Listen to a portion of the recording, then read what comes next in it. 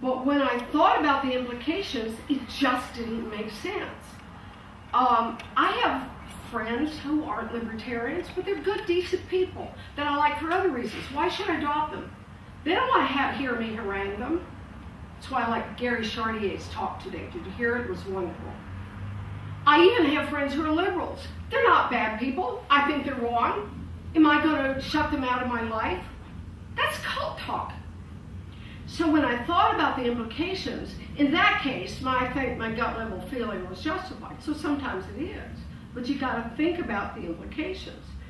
And the people who reacted positively to it, they should have thought about the implications. And if they thought it was okay to shut out everybody except libertarians from their life, in my personal opinion, they're either incredibly naive or incredibly dogmatic. Okay.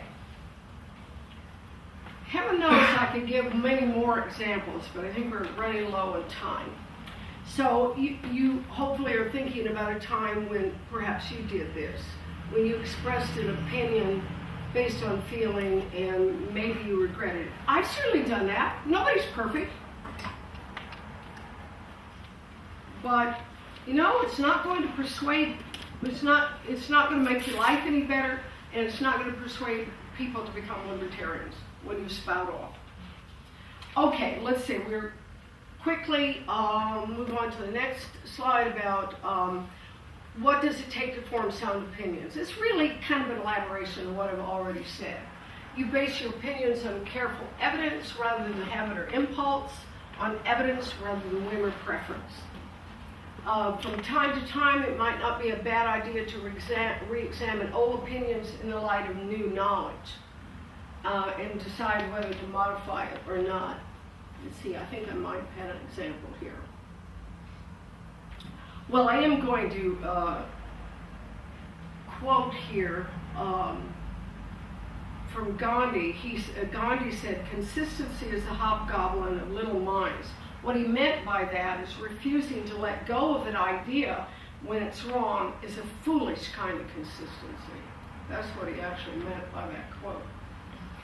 Okay, and then the final point here, don't mistake familiarity for soundness. Once you've formed an opinion, you may feel comfortable to you. It may or may not be a sound opinion. Now, this is just a very brief look at critical thinking.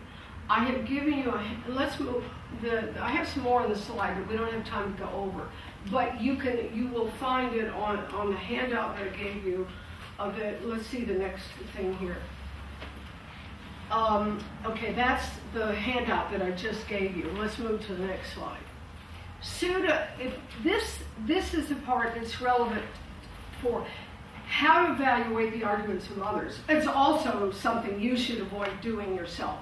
And clearly I don't have time to go over it, but you've all heard these phrases, begging the question ad hominem. I find this very useful. I'm sure I piss off a lot of people because I start trotting out all my critical thinking phrases and saying, you're doing this and you're doing that. They're always free to say the same thing to me, but anyway, we don't have time to go over these, but I think you'll enjoy these. And the link to it is at my organization, Resources for Independent Thinking, plus some other links that might be useful to you and thinking more about critical thinking.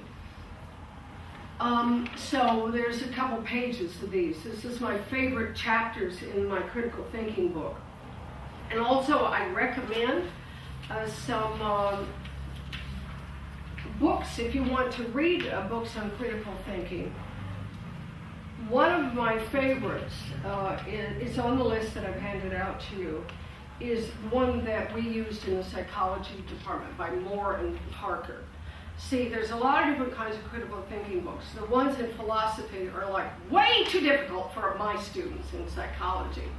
They don't need to know about Venn diagrams, okay? They need practical stuff. And Moore and Parker, it does have a chapter in Venn diagrams, which I always skip. But it's got a lot of practical stuff. It's very engagingly written, a lot of exercises. So it's an excellent textbook if you want to really get into it. And if you want to find Critical and Creative Thinking by Wade and Tavris, very small. You can read it in a sitting. And he's got some really good ideas about critical thinking, also very engagingly written. And you can easily find used copies of these books on Amazon or places like that. Now, before we get kicked out of here, any other comments or questions? Well, I'll give you a lot to digest, I hope. Racing through the material. Question, you reference here on resources for independent thinking. Are these books or essays or? Oh, that's a good point. Let me just look at it. I think they're essays when you look here. If you didn't get this handout, I have plenty. These are some of the essays available on the RIT site. How to be a critical thinker, what is independent thinking, why is independent and critical thinking important? Somebody asked that question. And some other things, how to avoid being manipulated, bamboozled, and seduced by experts and authorities. That was part of the basis for my book, which is available at Jim Perrin's Free Minds. And so that's what they are. And these are also resources. So this part is all resources that are available at this website, rit.org. Not to be confused with rit.edu, which is Rensselaer Institute of Technology. So there's a lot more there that obviously I have time to go over. So I hope that if you're interested in this topic, could follow up with some of these other resources. Okay, any other questions? Is there something at 5 here? Mm-hmm. Okay. Well, we got to get out and listen. Did you say that if you had 3 candidates that are equally qualified, you'd pick the one who's the most disadvantaged? That's what I personally would do, but I wouldn't force anybody else to do Okay, it. all right, I see. Because I think you'd pick the one who you thought you'd get along with best. She's saying if they're all equal. Well, if they're all equal, it's still Oh, pick no, the- if they had equal qualifications, I'd pick the person who's disadvantaged. Oh, but you know, if you're talking about the one you can get along with best, that's the slippery thing. Okay, that's where we get into the old boy network. It would, obviously, I can't make a blanket statement. It would depend, on the situation. But I would. And That's where we get into trouble doing that. Wouldn't the best thing to do? It would be the hardest thing. Also, the hardest thing to pick the person who irritates you the most, because that person might challenge you and be saying things that make you put you on the defensive more, and you have to do more thinking with that person. But see, but the key thing is the qualifications for the job. I mean, Not- everything else is equal, but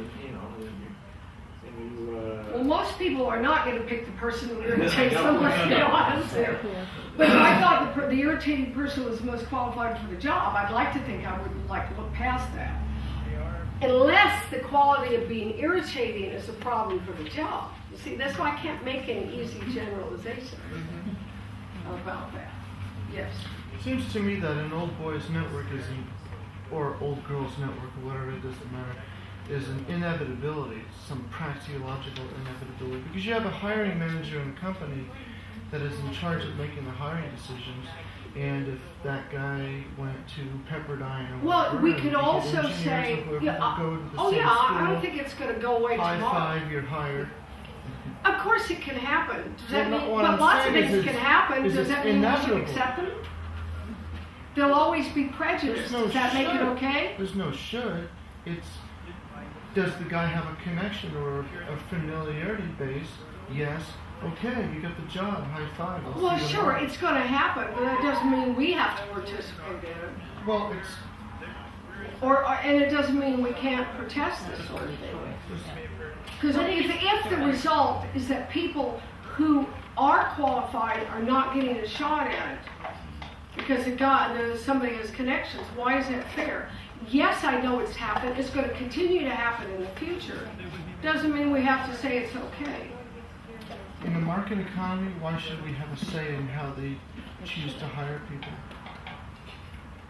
I'm not telling you tell other people what to do. I'm talking Oh. about you yourself. Oh, I'm I saying see. what I would like to see happen. We're not going to be forcing anybody to do it. But if we want a free society, we better think about the culture. It isn't just economics that makes a free society. It's being fair-minded, it's being, all of these things are important for a free society. Because if you have a free society full of a bunch of bigots, I don't want to live in it. Yeah, it actually usually turns out in just for business purposes themselves to be more valuable to have a diverse workforce because they bring more ideas and more That's right. variety to your business.